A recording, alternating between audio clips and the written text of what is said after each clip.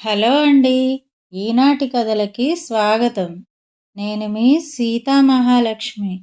ఈరోజు మనం మతిలేని రాజు అనే చందమామ కథను చెప్పుకుందాం. అనగా అనగా ఒక దేశం. ఆ దేశానికి ఒక రాజు. ఆ రాజుకు ఒక రాణి ఉండేది. ఆ రాణికి పాపం ఎంతకాలానికి బిడ్డలు పుట్టలేదు. అందువల్ల రాజుగారికి పెద్ద దిగులు పట్టుకుంది. రాజుగారు ఇంకో చక్కటి పిల్లని చూసి పెళ్లి చేసుకున్నారు. ఆ పిల్ల చాలా అందంగాను ఎంతో బుద్ధిమంతురాలుగాను ఉండేది. రాజుగారు ఈ పిల్లను పెళ్లి చేసుకున్న కొద్ది రోజులకే ఆమె కడుపుతో ఉంది. ఈ సంగతి పెద్ద భార్య అయిన రాణికి తెలిసింది. ఆమె కోపానికి అంతు లేకుండా పోయింది.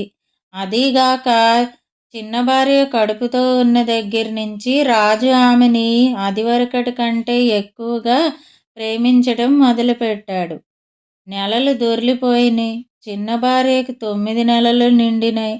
ఆ రోజు రాజుగారు అడవికి వేటకు బయలుదేరారు. బయలుదేరే ముందు చిన్న భార్య దగ్గరికి వచ్చి, నేను వేటకు పోతున్నాను, ఇంకా సేపటికి ప్రసవిస్తావనంగా మన దివాణంలో గంట మోగించు, అది వినంగానే నేను తిరిగి వస్తాను అని చెప్పి రాజు అడవికి వెళ్ళిపోయాడు. మరికొన్ని రోజులు గడిచినాయి. చిన్న భార్యకు కవల పిల్లలు పుట్టారు. ఇద్దరూ మగపిల్లలే. ఇది చూసేసరికి పెద్ద భార్యకు ఒళ్ళు మండిపోయింది. ఆమెకు అసూయ, ఈర్ష్య పుట్టుకొచ్చాయి. చిన్న భార్యకు ఏదో మత్తు మందు కలిపి ఇచ్చింది. ఆమె తెలివి తప్పి పడిపోయింది. ఆ కమల పిల్లలిద్దరినీ దాసీలకిచ్చి పక్కనే ఉన్న తోటలో పడుకోబెట్టించింది. చిన్న భార్య పక్కలో 2 కొయ్యమొద్దులు పెట్టి వెంటనే వెళ్ళి దివాణం గంట మోగించింది. దాసీలు ఈ సంగతి బయట పెట్టకుండా ఉండేందుకు వాళ్లకు బోలెడంత డబ్బు లంచం ఇచ్చింది. దివాణం గంట వేటాడుతున్న రాజు విన్నాడు. బిడ్డ పుట్టాడు గదా అన్న సంతోషంతో వెంటనే రాజ్యానికి తిరిగి వచ్చాడు. రాజు తిరిగి రాగానే పెద్ద భార్య అతని దగ్గరికి వెళ్ళి, మీ చిన్న భార్య 2 కొయ్యమొద్దుల్ని కన్నది చూసారా అన్నది, ఎంతో విచారపడుతున్న దానిలాగా. పాపం రాజు నిజమే గదా అని నమ్మాడు. అయినా ఏం చేస్తాడు, 4 రోజులు విచారించాడు. తర్వాత ఎలాగైతేనేం ఆ సంగతి మరిచిపోయి మామూలుగా ఉంటున్నాడు. ఇక అక్కడ మామిడి తోటలో ఉన్న పిల్లల సంగతి ఏమైందో తెలుసా? ఒక అవ్వ ఆ పిల్లల్ని చూసి వాళ్ళని తీసుకుపోయి పెంచుకుంటోంది. మంచి ఆహారం అది పెట్టి ఎంతో ముద్దుగా పెంచుతోంది. రోజులు గడిచిన కొద్దీ రాజకుమారులిద్దరూ చక్కగా పెరిగి పెద్దవారైనారు. అదీగాక కమల పిల్లలు గనక చూసేవాళ్ళకి ఎంతో ముద్దొస్తూ ఉండేవారు. ఇలా 5 ఏళ్ళు గడిచిపోయినాయి. ఒక రోజున ఆ రాజకుమారులు అవ్వని అడిగారు కదా, అవ్వ అవ్వ, మా అమ్మ నాన్న ఎక్కడ ఉంటారు, వాళ్ళని మాకు చూపిస్తావా అని. అప్పుడు అవ్వ ఏమని చెప్పిందంటే, నాయనలారా, మీ తండ్రి ఎవరో కాదు, ఈ ఊరి రాజే. మీ తండ్రికి 2 భార్యలు, అందులో చిన్న భార్యే మీ తల్లి. మీ పెద్దల్లే మిమ్మల్ని మీరు పుట్టంగానే మీ తల్లికి తెలియకుండా తెచ్చి మామిడి తోటలో వదిలిపెట్టి వెళ్ళింది. మీ తండ్రితో మీ అమ్మకు 2 కొయ్యమొద్దులు పుట్టినాయని చెప్పి మోసం చేసింది. నిజమే అని మీ తండ్రి నమ్మాడు. ఆ రోజు మొదలు నేనే మిమ్మల్ని పెంచుకుంటున్నాను అన్నది. ఇది వినంగానే రాజకుమారులు అదా సంగతి అని మామూలుగా ఆడుకోవటానికి వెళ్ళిపోయారు. వీళ్ళు ఆడుకునే చోటు రాజుగారి అంతఃపురం నుంచి బాగా కనిపిస్తూ ఉంటుంది. రోజు రాజు వాళ్ళు ఆడుకుంటూ ఉండటం మేడ మీద నుంచి చూస్తూ ఉండేవాడు. వాళ్ళ ముద్దుమోములు కళకళలాడుతూ ఉంటే రాజు అలాగే రెప్పవాల్చకుండా చూస్తూ ఉండేవాడు. ఇంతటి అందాల ముద్దు బిడ్డల్ని కన్నా ఆ తల్లిదండ్రులెవరో, వాళ్ళు ఏం పుణ్యం చేసి వీళ్ళను కన్నారో కదా, నా కర్మ ఇలా రాసిపెట్టి ఉంది కాబోలు. రెండో భార్య కడుపుతో ఉంది కదా అని ఎంతో ఆశపడ్డాను. ఆ ఆశ చివరికి నిరాశే అయింది. పైగా 2 కొయ్య ముద్దులు పుట్టడమేమిటి నాకు, ఆ అప్రతిష్ట కాకపోతే అని ఎంతో విచారించేవాడు. ఇలా ఉండగా ఒక రోజున రాజు పళ్ళు తోముకుంటూ షికారుకు ఆ తోటలోకి వచ్చాడు. ఇంతలో రాజకుమారులిద్దరూ ఆడుకుంటూ అక్కడికి వచ్చారు.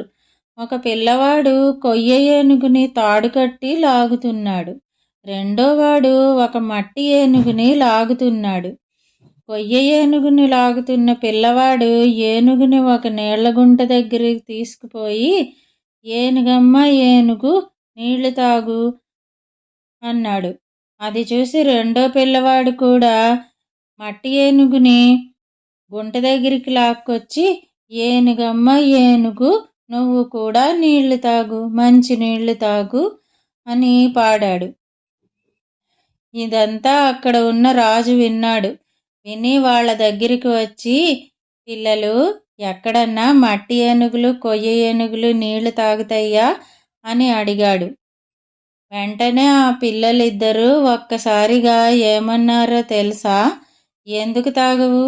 మతిలేని రాజుకి కొయ్య మొద్దులు పిల్లలుగా పుడితే కొయ్య ఏనుగులు మట్టి ఏనుగులు కూడా నీళ్లు తాగుతాయి అన్నారు. పిల్లలిద్దరూ ఇలా తెలివిగా సమాధానం చెప్పేసరికి రాజు ఒక్కసారిగా ఆశ్చర్యపోయాడు. వాళ్ళ మాటలు రాజు మనసుకి బాణాల్లా ముళ్ళల్లా గుచ్చుకున్నాయి. అప్పుడు రాజు ఏమనుకున్నాడంటే, వీళ్ళు చూడబోతే ఇంకా 5 ఏళ్లన్నా నిండలేదే, నా చిన్న భార్య కొయ్య మొద్దులు పుట్టిన సంగతి జరిగి 5 ఏళ్లకు పైన అవుతోంది. వీళ్ళకి ఈ సంగతి ఎలా తెలిసి ఉంటుంది? ఇందులో ఏదో రహస్యం తప్పకుండా ఉండే ఉంటుంది అనుకుని, రాజు, అబ్బాయిలు, మీరు చెప్పింది నిజమే, అయితే మీరు ఎవరి పిల్లలో చెబుతారా అని అడిగాడు. అప్పుడు ఆ 2 పిల్లలు ఇలా చెప్పారు. మేము ఈ దేశాన్ని ఏలుతున్న రాజుగారి కొడుకులం. మేము పుట్టినప్పటి నుంచి మమ్మల్ని ఆ ఇంట్లో ఉన్న అవ్వ పెంచుతోంది అని అవ్వ ఇంటి వైపు చూపించారు. రాజు వెంటనే అక్కడి నుంచి అవ్వ ఇంటికి వచ్చి ఆ పిల్లల సంగతి అంతా అడిగి తెలుసుకున్నాడు. ఇంతలో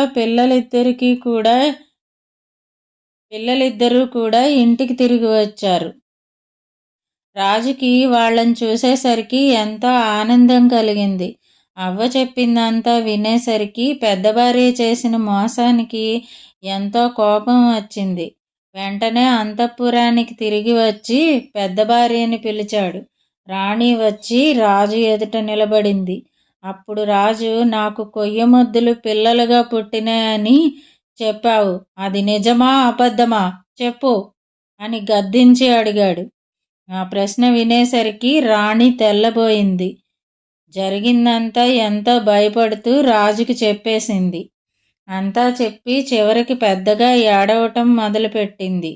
తర్వాత రాజు కాళ్ల మీద పడి తనని క్షమించమని బతిమాలుకుంది. ఇదంతా వింటున్న చిన్నరాణి రాజు ఎదుటికి వచ్చి పెద్దరాణిని క్షమించమని రాజును కోరింది. రాజు సరేనని పెద్దరాణిని క్షమించి, ఇక నుంచి అయినా ఒళ్ళు దగ్గర పెట్టుకుని బతుకు, ఇంకోసారి నన్ను మోసం చేయాలని ప్రయత్నించావంటే నిన్ను ముక్కలు ముక్కలుగా నరికి పారేస్తాను, ఇంకెప్పుడు నీ ముఖం నాకు చూపించకు అని చెప్పాడు. తర్వాత ఒక మంచి రోజు చూసి రాజు అవ్వని పిల్లల్ని తన అంతఃపురానికి పిలిపించాడు. పిల్లల్ని చూడగానే చిన్నరాణి ఒక్కసారిగా వెళ్ళి వాళ్ళని కావిలించుకుంది. తర్వాత అవ్వని కూడా రాజుగారి అంతఃపురంలోనే ఉండమని కోరారు. అవ్వ సరేనన్నది. ఆ రోజు రాజ్యమంతటా చాటింపు వేయించి గొప్ప విందు జరిపారు. తర్వాత రాజు, రాణి, పిల్లలు, అవ్వ సుఖంగా ఉన్నారు. పెద్దరాణి మాత్రం తలెత్తుకు తిరగలేక అంతఃపురంలోనే ఒక గదిలో ఉంటూ ఎలాగో కాలం వెళ్ళబుచ్చుతున్నది. అంతటితో ఈ కథ కంచికి వెళ్ళింది. మనం ఇంటికి వచ్చాం. ఇదండి మతిలేని రాజు కథ. ఈ కథ గనుక మీకు నచ్చినట్టయితే లైక్ చేయండి. ఈ కథను మీ స్నేహితులకు షేర్ చేయండి. కథపై మీ అభిప్రాయాన్ని కామెంట్ రూపంలో మాతో పంచుకోండి. మరిన్ని మంచి కథల కోసం మా ఛానల్ను సబ్స్క్రైబ్ చేసుకోండి. మళ్ళీ మరొక మంచి కథతో కలుసుకుందాం. అంతవరకు వింటూనే ఉండండి ఈనాటి కథలు.